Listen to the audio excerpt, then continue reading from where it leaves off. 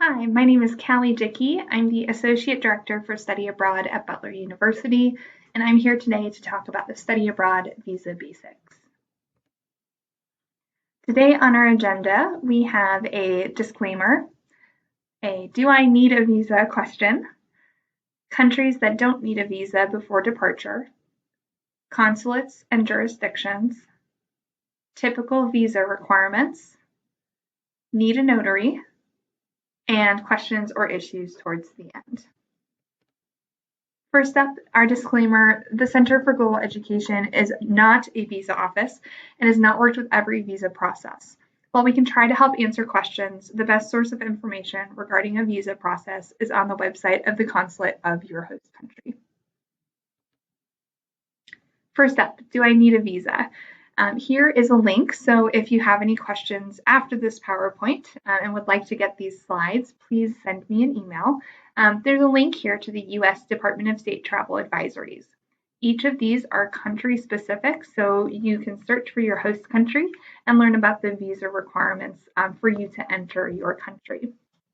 From that Department of State website, it typically takes you to the actual consulate website so that you can see the visa application and what you need to present with your visa materials in order for you to get a visa for your time studying abroad. We do know that not all countries need visas here in our office. So here is a list that is not exhaustive, but these countries we know for sure either you don't need a visa or you can get your visa in country. So the countries that you don't need a visa prior to departure and never need to apply for a visa are the UK, and that includes England, Ireland, Scotland, and Wales, Mexico, and Puerto Rico.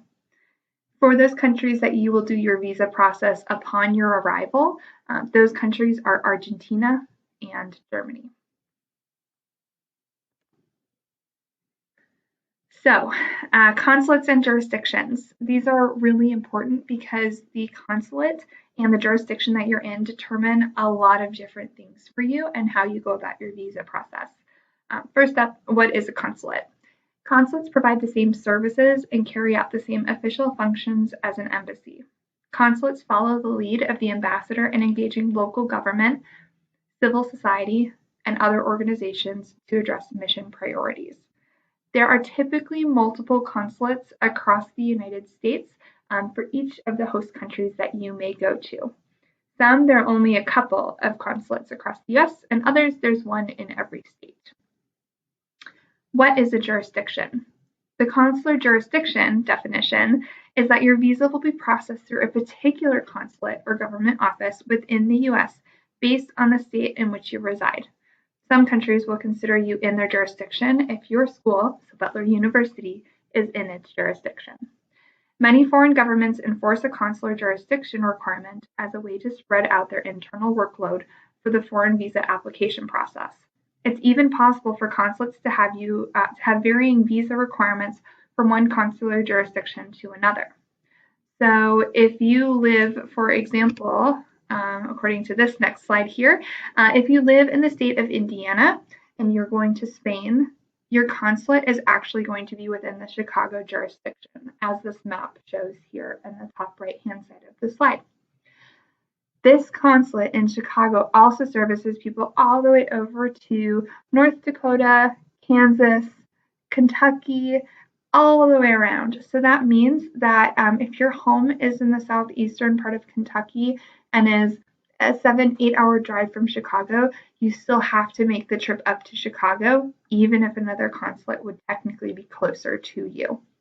Again, as I mentioned in that last slide, they spread out the consulate's jurisdictions so that there is an equal weight at each of those consulates when they're processing visa applications. It's really important that you stick within your jurisdiction. Otherwise, the consulate can actually deny you your visa because you're not applying in the correct location. Jurisdiction does impact your visa process. Each jurisdiction can have a different application. There may be different documents you have to provide, and the availability of appointments also totally varies. So please make sure that you're paying attention to what consulate you're supposed to be going to. And you can't switch halfway through because, again, the documents can all be different. Wherever you are within your process, even if you're months away from leaving, we recommend making an appointment at your consulate as soon as necessary. Some countries require that students go in person to get their visa, and others do not. So make sure that you know whether you have to go in or not, whether it's all online or whether you can mail in your documents. The earliest appointment that you can have at a consulate is 90 days before your departure, but we recommend getting your appointment about 6 weeks in advance of when you're leaving. We found that that's the sweet spot because you have enough time to collect your documents so that you have everything ready to go for your appointment, but then it still gives the consulates enough time to process your visa application. This is just an estimate. It totally depends on the consulate itself as to how long it will take them to process your visa application.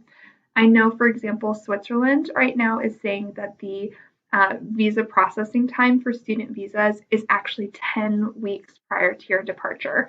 So it's best if they don't list anything, assume 6 weeks is a good amount of time, but make sure that if it will take longer, that you have given yourself enough time to collect your documents and go to your appointment. You can schedule your appointment before you have all of your documents together. And that's what you and a lot of other students who are studying abroad in your host country will be looking at, are those same appointment availabilities. So please make sure that you get that appointment set up, as I mentioned, about 6 to 10 weeks in advance of when your date of departure is. And the last point here at the bottom of the slide is about hours. So unfortunately, consulates do not have very convenient hours. They tend to be Monday through Thursday, only a couple hours available each day. So this is not something that will likely fit into most of your class schedules. So I really encourage you to take into account when there's a break available, or if you have to, you may have to let your professors know that you have to take one day so that you can get your materials in for your visa. This is really important and it can't wait until the last minute because it does take many weeks and sometimes months to process these visa applications. All right, so the typical visa requirements, and again, these vary based on the visa itself and on the countries, but these are some pretty standard requirements. First up are passport-sized photos. This can be anywhere from 1 required passport-sized photo up to 3 or 4, depending on your visa. You can go to CVS or Walgreens and they'll take the appropriate pictures for you there. You can also print them out there as well. You'll want to make sure that you write your full name as it appears on your passport on the back of all of the pictures that you're submitting to the consulate. The reason for this is because you have to affix your picture to the application, and so that means you have to glue it or staple it to the application. If something happens and your picture falls off, your name is written on it, and so they'll know whose application it goes with. Next up is your application. It should be typed, not handwritten if possible.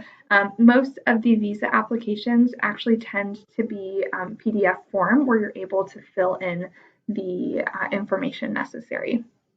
If something doesn't apply to you on your visa application, don't fill it in. So for example, a lot of visa applications ask if you have a national ID number. If you're a US citizen, you won't have a national ID number for the country that you're going to, and therefore won't need to fill it out. Dependents information, if you don't have children or dependents that you're bringing with you on your program, this doesn't apply to you and you don't have to fill it out. And the other one that really throws people for a loop is the contact information for family reunions. So this is one of the reasons that people get a visa to go to your host country. Because you're studying there and not going for a family reunion, you don't have to fill out their family reunion section. Passports are issued by the US Department of State, so when you're asked that on your visa application, that's the information you will want to provide there. And the third thing on this application section is that you will want to make sure that you request a multiple entry visa. You'll need this if you decide that you would like to leave either your country or the Schengen area for Europe, and you'd like to return back to your host country. You don't want to do single entry and you don't want to do double entry. Multiple entry gives you the most amount of flexibility, and it's better to have too many entries than not enough entries. Third is sufficient financial resources. For most visa processes, this is typically a bank statement with your name on it, as well as the total amount that's shown in your account. This can also be a letter on bank letterhead showing exactly how much is in your account as well. For how much you need to prove, this is totally dependent on your host country. As of today, on October 9th, 2019, for example, Italy requires students to have at least $800 per month in their bank account. So if you're studying abroad for 5 months, you do 5 times 800 and make sure that you have that amount in your bank account available for you. If a parent or guardian is supporting you, you will have to then provide their bank statements or their information on a letter on bank letterhead, as well as a notarized letter or a letter of support. I know, for example, for Spain, they actually have a letter of support, an official document that you download under the forms section on the consulate's website. So keep an eye out for that as well. Next up is health insurance. Health insurance is typically required for our students wherever they're going. In Europe, for example, 30,000 euros minimum is typically required. Another thing that has to be included in your health insurance is repatriation of remains and emergency evacuation, which, as it says, is not typically included in a standard health insurance policy.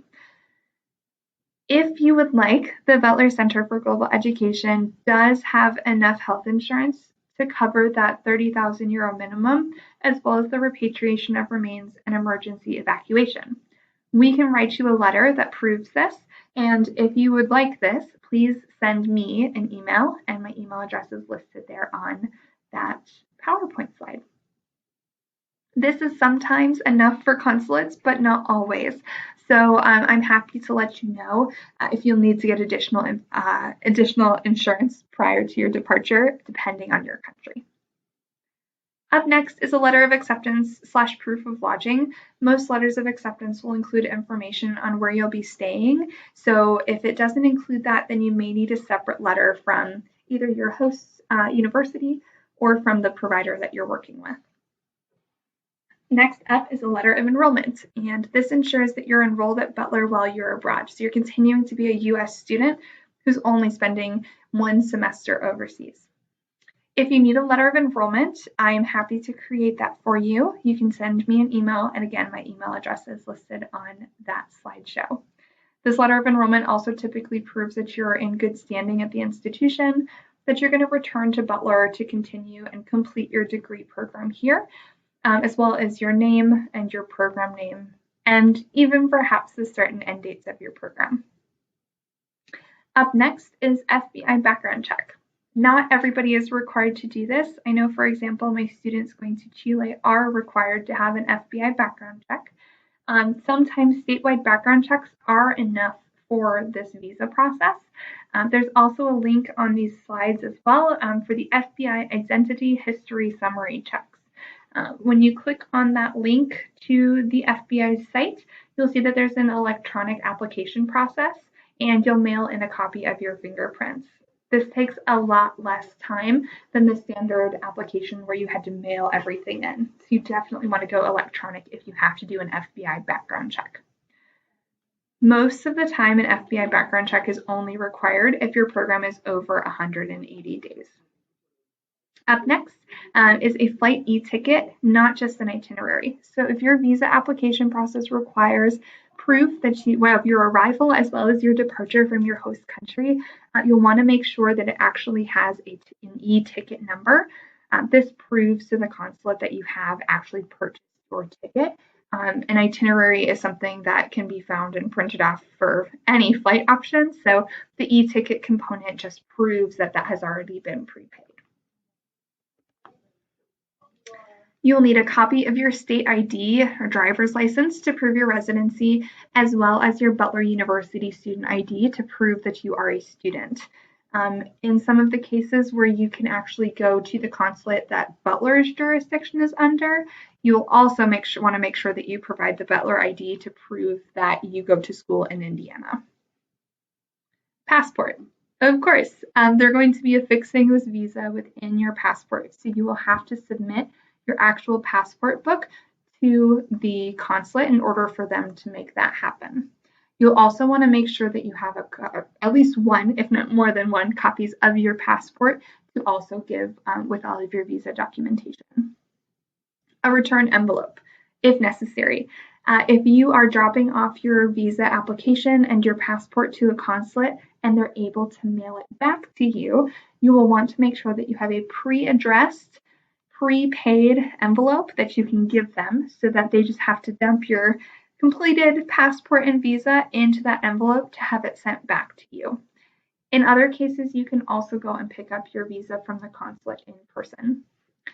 If you're doing the return envelope, it typically must be a USPS envelope, and we recommend kind of the larger cardboard envelopes so that people can't see what's inside of that package. As it says on the screen, you want to make sure it's addressed to yourself and then return addressed from yourself as well, so there is no confusion as to where that package is going. Because it's going to be containing your passport, you will want to make sure that it's certified and has a tracking number associated with it, and that you've taken a picture of that tracking number so you can keep track of that. Next is the visa application fee.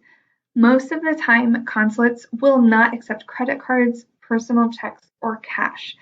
A lot of times you have to get a money order that's made out to the consulate that is remitted from you. And you can typically get money orders at Kroger or any other grocery store, just at the customer service desk. Basically what a money order is a prepaid check. So you will hand over however much you want your money order to be for, let's say $100, and Kroger will go ahead and they will write out that this amount is to the consulate for this amount, and it basically shows that it's already been paid. All documents must be in duplicate, at least duplicate if not triplicate. So whatever you're taking copies of, you'll always want to make sure that there are multiples of them.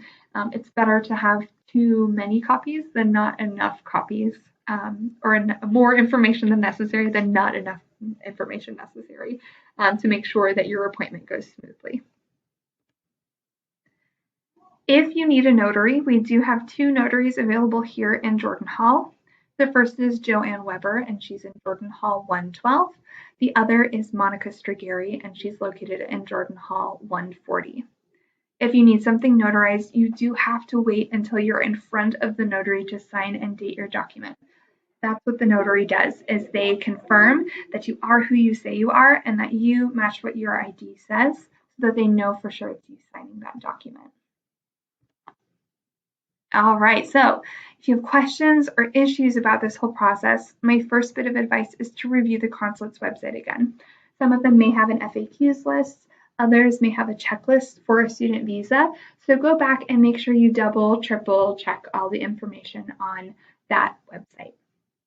Second is to reach out to the consulate directly. You can either find an email address, give them a phone call, be aware that they probably have very specific hours. So I know one consulate, I believe it was an Italian consulate, only had 2 hours on Tuesdays and Thursdays that they could accept calls regarding visa processes. So please know that it can be a little tricky to reach them, but if you have questions that need to be answered that we can't, then they are the people that you'll need to reach out to. Third, review the consulate's website. Yes, again, they have lots of FAQs, lots of checklists, and so please just make sure you're rereading everything on that website to see if that holds the answers you're looking for. And last but not least, ask a past participant. So we've had many students who've gone to many of our partner universities and partner programs in the past couple of years.